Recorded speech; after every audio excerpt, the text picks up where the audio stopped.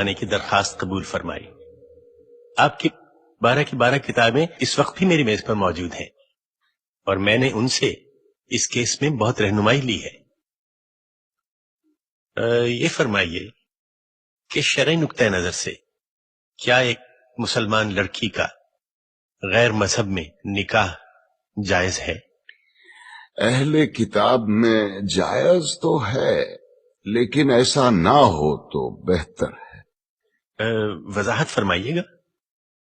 ناپسندیدہ ہے خدا کی نظر میں، لیکن ناپسندیدہ تو شراب پینا بھی ہے، جھوٹ بولنا بھی ہے۔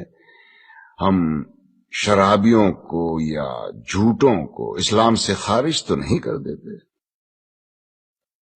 اس بچی کے بیان کی جو نقل آپ نے مجھے عنایت کی تھی، میں نے اسے بہت غور سے پڑھا ہے۔ اس کیس میں تو جائز ناجائز کا سوال ہی پیدا نہیں ہوتا، کیونکہ یہ لڑکی تو مسلمان ہی نہیں ہے۔ کیا فرما رہے ہیں مولانا آپ؟ اس کے باپ کا نام حسین شاہ ہے، سید ہیں۔ بس کیا صرف نام مسلمانوں والا ہونا کافی ہے؟ عیسائیوں کے ملک میں پیدا ہوئی، عیسائی عورتوں نے اس کی تربیت کی، نام عیسائیوں والا رکھا گیا، باپ نے بغیر شادی کے اسے مائیں لا کے دی، اور آپ اس پر یہ الزام لگا رہے ہیں کہ یہ غیر اسلامی کام کر رہی ہے۔ سبحان، یہ تو ویسا ہوا کہ کسی کے ڈاکٹر بننے سے پہلے آپ اس پر اعتراض کریں کہ اسے آپریشن کرنا نہیں آتا۔ تو آپ کے خیال میں قصوروار کون ہے؟ ایک ہیں اس بچی کے والد صاحب، اور دوسرے ہیں ایک محترم مولانا صاحب، جنہوں نے اسلام کی ایک نہایت غلط تصویر دکھا کے اس بچے کو جذباتی کیا اور اسے ثواب کا لالچ دے کے اس سے گناہ کروایا۔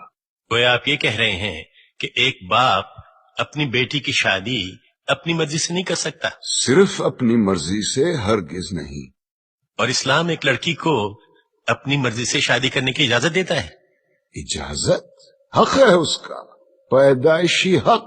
حدیث کی کتاب کھول کے دیکھیے، ناسائی والیوم 2 چیپٹر کتاب النکاح ورق نمبر 403۔ نبی کریم صلی اللہ علیہ وسلم کے پاس ایک عورت آئی، کہنے لگی یا رسول اللہ، میرے والد نے مجھ سے پوچھے بغیر میری شادی کرا دی تھی، مجھے اپنا خاوند پسند نہیں ہے، میں کیا کروں؟ ایک لمحے کا توقف کیے بغیر آپ نے فرمایا میں ابھی تمہارا نکاح ختم کیے دیتا ہوں۔ وہ بولی بس رسول اللہ، مجھے طلاق نہیں چاہیے، میں صرف اپنا حق معلوم کرنا چاہتی تھی۔ حدیث کی دوسری کتاب کھولیے، بخاری شریف والیوم 3 چیپٹر کتاب النکاح ورق نمبر 94۔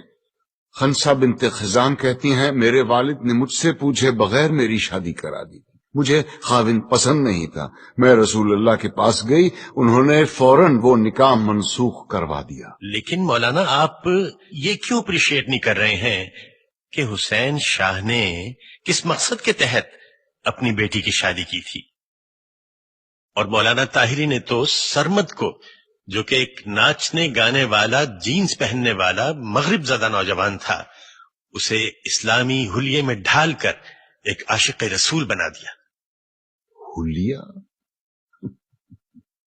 اسلامی حلیہ اور گانا بجانا یعنی موسیقی، دونوں بہت اہم موضوع چھیڑ دیے ہیں آپ نے۔ پہلے آئیے موسیقی کی طرف۔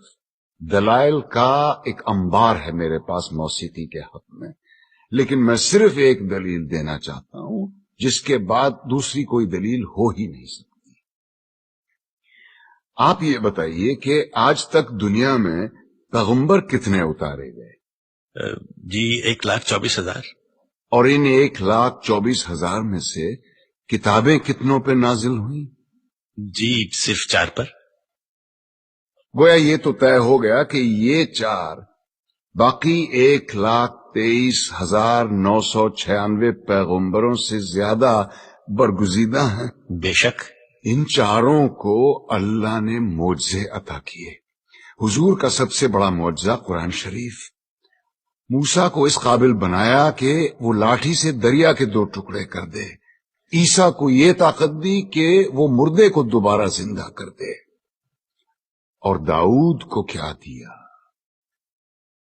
موسیقی، ایسی سریلی آواز اور راگوں اور سازوں پر اتنا عبور کہ سر لگائیں تو پہاڑ ساتھ گانے لگے، دنیا جہان کے پرندے مدہوش ہو کے آواز کی جانب کھنچے چلے آئیں۔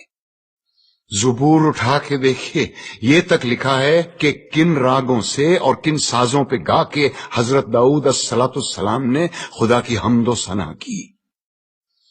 کیا یہ ممکن ہے کہ خداوند کریم اپنی تعریف سننے کے لیے ایک حرام چیز کا انتخاب کرے اور اپنے ایک برگزیدہ پیغمبر کو حرام چیز معجزے میں دے؟ کیا یہ ممکن ہے کہ نبی کریم صلی اللہ علیہ وسلم موسیقی کو حرام بھی سمجھیں اور حضرت عائشہ رضی اللہ عنہا سے یہ بھی پوچھیں کہ برات جس قبیلے میں گئی ہے وہ انصار ہیں اور انصار موسیقی کے بہت رسیا ہوتے ہیں، کیا تم نے برات کے ساتھ کچھ گانے والیاں بھی بھیجی ہیں یا نہیں؟ کیا یہ ممکن ہے کہ وہ موسیقی کو حرام بھی سمجھیں اور ابو موسیٰ اشعری کی قرت سے خوش ہو کر اس سے یہ بھی کہیں کہ لگتا ہے تمہارے گلے میں تو داؤد کا ساز رکھ دیا گیا ہو؟ اب آئیے حلیے کی طرف۔ آپ نے کہا جینس زدہ نوجوان یا اسلامی حلیہ۔ افسوس، صد افسوس، ہم نے معاشرت اور مذہب کو آپس میں کیسا گڈ مڈ کر دیا ہے۔ لباس کا تعلق معاشرت سے ہے، مذہب سے بالکل نہیں۔ یہ کیسے ممکن ہے کہ ایک ایسا دین جو بقول ہمارے ساری کائنات اور تمام زمانوں کے لیے اتارا گیا، وہ لباس کے لیے کسی ایک خاص یونیفارم پر اصرار کرے؟ اور ہم اتنے معصوم ہیں کہ الاسکا کے برفیلے میدانوں میں یا نیوزی لینڈ کی منجمد پہاڑوں میں بھی اگر کوئی اسلام قبول کرے تو ہم اس سے کہیں گے کہ اسلام کی تعلیمات تو ہوتی رہے گی، پہلے شلوار پہنو اور اسے ٹخنوں سے اوپر رکھو۔ اور یہی رویہ ہمارا داڑھی کے سلسلے میں بھی ہے۔ لیکن داڑھی تو مولانا آپ نے بھی اتنی لمبی رکھی ہوئی ہے۔ الحمدللہ، مگر اپنی مرضی سے رکھی ہے، دین نے فرض نہیں کی مجھ پہ۔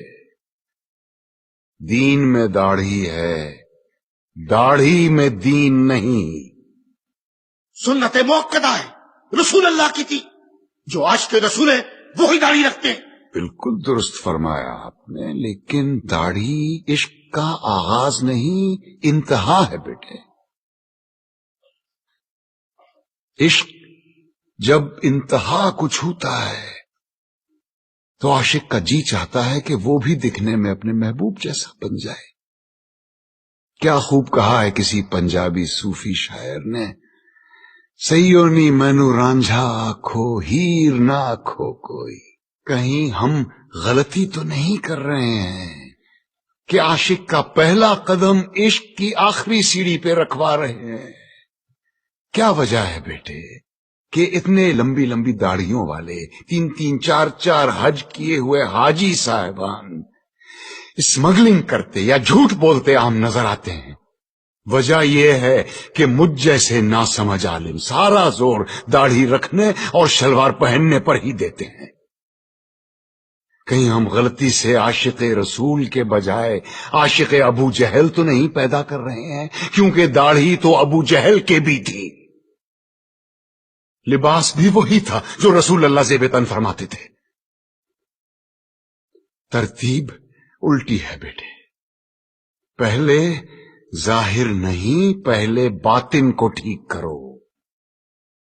اندر آگ لگاؤ، باہر خود بخود آئے گی، ورنہ یہی ہوگا کہ لوگ حرام کی کمائی جیب میں ڈالے حلال گوشت کی دکان ڈھونڈتے پھر رہے ہوں گے۔ اسلام یا میوزک اور اسلام یا پتلون میں سے یا نکال دو۔ یہ مت بھولو کہ اس ملک میں اسلام کی سب سے زیادہ خدمت دو ایسے آدمیوں نے کی ہے جن کے داڑھی بھی نہیں تھی اور جو کوٹ پتلون پہنا کرتے تھے، محمد علی جناح اور علامہ اقبال۔ آج تم بڑے فخر کے ساتھ ان دونوں کے نام کے ساتھ رحمت اللہ علیہ لکھتے ہو۔